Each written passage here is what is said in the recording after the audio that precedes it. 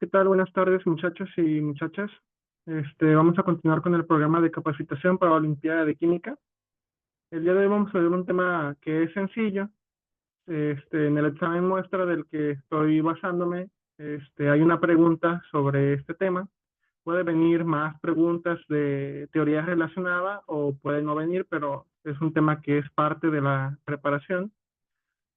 Y el tema, a pesar de la pregunta que viene en el programa que viene en pantalla, el tema realmente es propiedades coligativas y tiene que ver con lo que es el descenso en el punto de fusión y el aumento del punto de ebullición. Este, Cuando hablamos de propiedades coligativas y hablamos sobre estos dos fenómenos, estos dos parámetros que vienen siendo la disminución del punto de fusión y el aumento del punto de ebullición, así como el abatimiento de la presión vapor, tenemos que recordar que las sustancias también tienen a pesar de verse macroscópicamente como lo vemos, que reaccionan macroscópicamente, también tienen su parte cuántica, su parte microscópica, su parte molecular. Un líquido es un conjunto de moléculas que fluyen, ¿sí? Un gas son moléculas que han vencido sus fuerzas de atracción y están dispersas y tienen mucha energía cinética. Pues en este caso, cuando hablamos sobre el punto de fusión, que sería lo mismo que el punto de congelación de una sustancia, ocurren fenómenos que podemos describir con este tema. Por ejemplo, si ustedes tienen un vaso de agua y lo meten al congelador, se va a congelar después de un cierto tiempo. Pero si a ese vaso de agua le disuelven unas, digamos, 4 cucharadas de sal de mesa y lo meten al congelador, por el mismo tiempo que se necesitó para congelar el agua simple, ustedes se van a dar cuenta que no congela o que tarda más tiempo en congelarse. Y dependiendo de la capacidad del refrigerador, pues es posible que ni siquiera congele y se quede líquida. Si la temperatura que alcanzó el refrigerador es la misma, ¿por qué el agua con sal no se congeló y el agua sin sal, el agua simple sí? Por estas propiedades coligativas de las moléculas, de los electrolitos, de los iones. Para que las moléculas del agua se congelen, pues como solo hay pura molécula de agua, es fácil hacer enlaces cercanos y congelarse. Pero cuando hay iones que nos estorban, que vienen de la sal, pues eso entorpece el proceso de congelación. Por lo tanto, se ocupa menor temperatura para calmar esa energía cinética que aporta esos iones de sal y de esa forma, con una temperatura menor, congelar toda la mezcla. Es por eso que cuando hay una sustancia disuelta en agua, por ejemplo, su punto de congelación en vez de ser cero ya es menos 1 grado, menos 2 grados, a veces varía muy poquito, menos 0,4 grados, 0,04 grados y ya no cero. Entonces, cuando hay más solutos, pues el punto de congelación, de fusión, baja, ¿vale? Disminuye. Caso contrario, si hablamos de la misma agua, el agua a nivel del mar hierve a 100 grados, pero si es agua con sal, por ejemplo, no va a hervir a 100 grados, puede hervir a 101, 102, aumenta. ¿Por qué? Porque esos iones están estorbando a ese cambio de una molécula líquida a una molécula gaseosa, como que le estorba, choca con ella, le da energía y no alcanza a salirse de la fase líquida para hacer gas. Esa molécula está estorbando, entonces el punto de ebullición aumenta.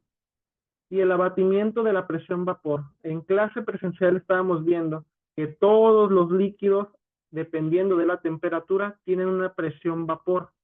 ¿Qué quiere decir? Que las moléculas del líquido se evaporan naturalmente porque chocan unas entre ellas, adquieren energía suficiente para pasar al estado gaseoso sin que esté hirviendo el líquido. Entonces hay una presión establecida para cada sustancia, cada líquido.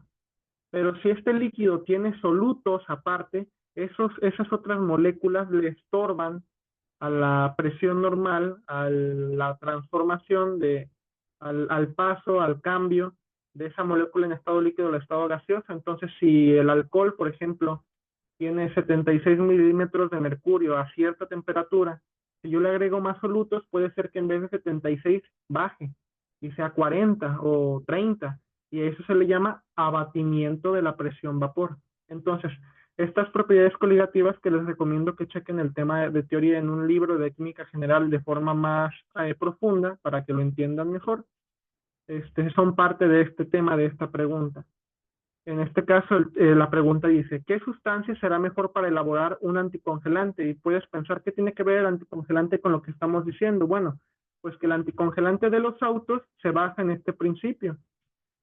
En lugares muy fríos, Alaska, Rusia, en el norte, Noruega, si tú manejas un automóvil y le pones agua simple, cuando las temperaturas bajan a menos de 0 grados, pues el agua dentro del carro cuando está estacionado se congela.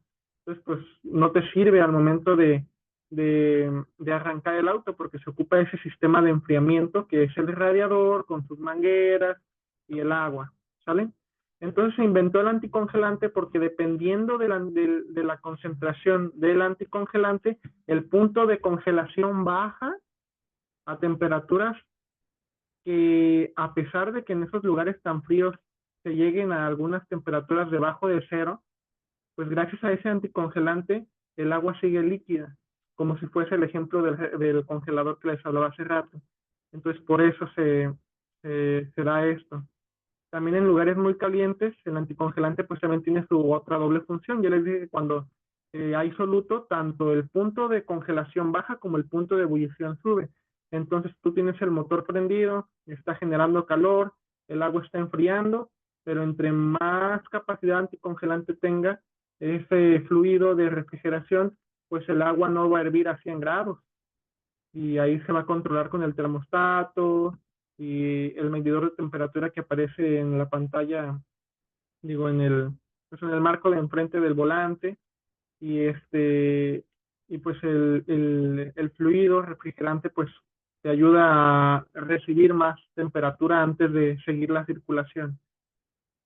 Aquí el punto es este. Imagínense, yo tengo un mol de fluido, 10 moles de fluido de nuestro disolvente y tengo un mol de soluto para hacer ese. Entonces quedamos que un disolvente con un soluto ya tendría una capacidad anticongelante, ¿sale? O sea, el anticongelante de aquí, de los autos, es agua y etilenglicol, que también es líquido. Son dos líquidos.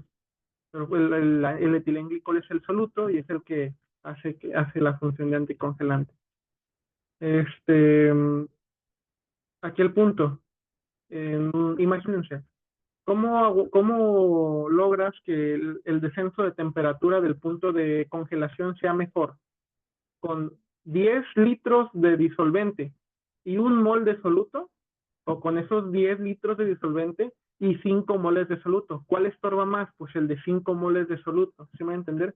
Entre más moles haya de soluto, en este caso, el efecto de disminución de la temperatura de fusión o aumento de la temperatura de ebullición o abatimiento de la presión de vapor se va a ver más incrementado, ¿sí? Va a ser mayor.